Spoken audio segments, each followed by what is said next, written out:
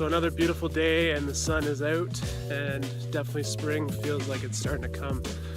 I'll quickly show you one of the cool things that we started doing with our sterilizer is normally we use these dividing screens in between each layer, and what we actually started noticing is, well, something that we always notice is that these screens are actually kind of sharp, and they do occasionally rip holes in the bag.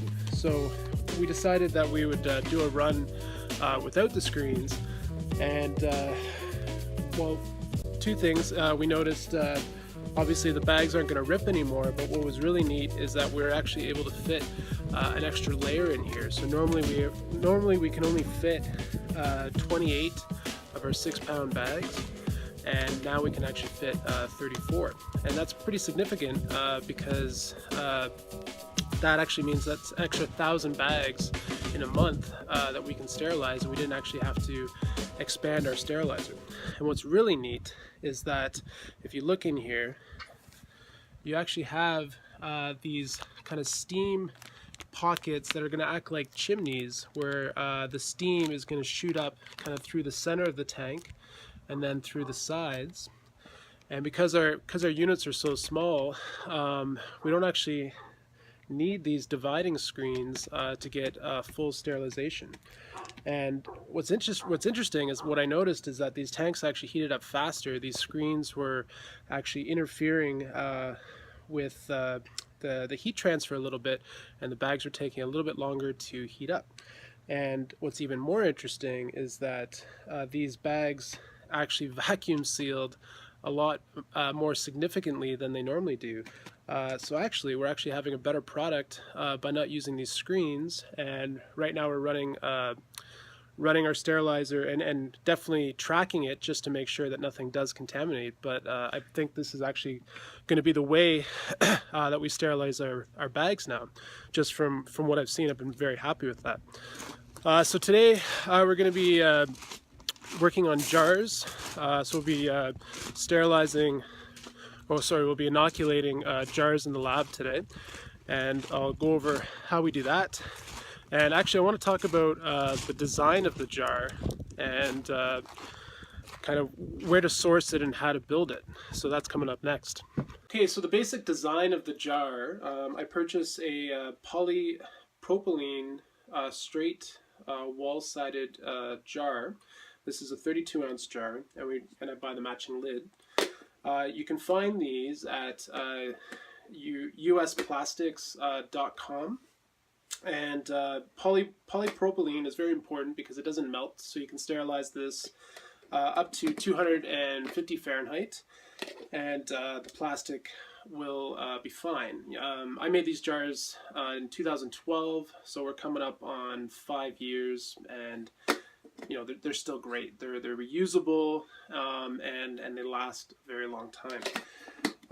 So the design, we cut a hole in the lid. The lids do come with a polyethylene liner just inside that we do throw out, and then I've just cut a 3/4 inch hole, and then silicone one of these filter patches just right over the hole. You can find these in larger circular cutouts. I usually buy them in a pack of 10 at Fungi Perfecti, and these are really great. Again, they're reusable, they last pretty much indefinitely, and the maintenance, all we're doing is we're cleaning this with a peroxide based cleaner. Same with these, and then I usually actually soak the lid with the filter in OxyClean, which is again just a peroxide based cleaner, for about 12 hours, just to make sure that we always have a filter that is very clean. Now, whether or not it's important or not, the silicone for the lid, we use food grade silicone. So this you can find at Rona.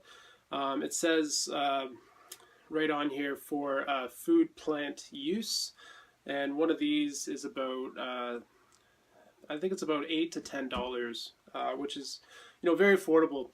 And if you're in the States, you're just going to have to go to your local hardware store and see what you can find.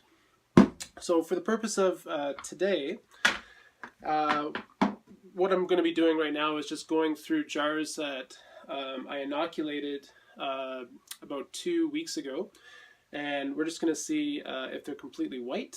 If they are, then they go in the fridge, and then when I'm ready for them, we'll expand that into more spawn.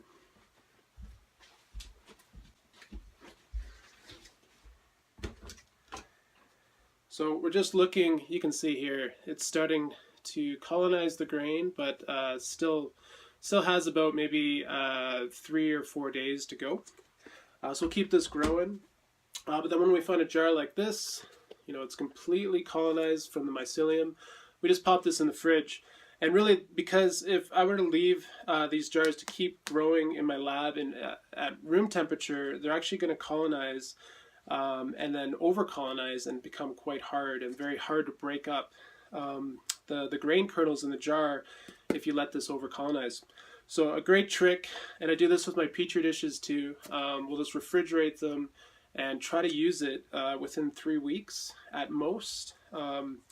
If as long as you're always going through your spawn in a reasonable amount of time, it's always going to be at optimal usage for what you're using it for.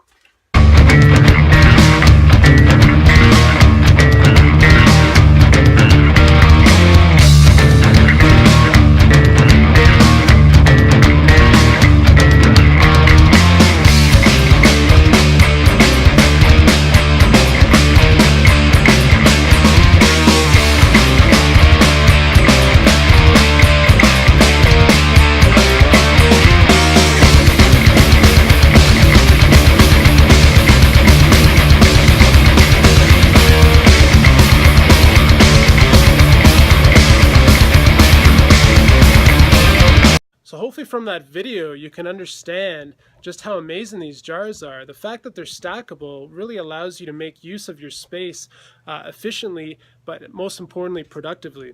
So if you want to see more videos like this, hit the subscribe button right now, share and like these videos with your friends, and check out our 2017 mentorship workshop on our website at WTFmushrooms.com. Alright, bye for now.